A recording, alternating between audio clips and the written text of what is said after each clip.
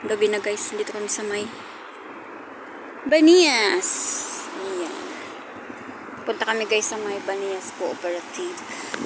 Iyon, yung malaking ano na yan. Malaking building na yan. Punta kami doon.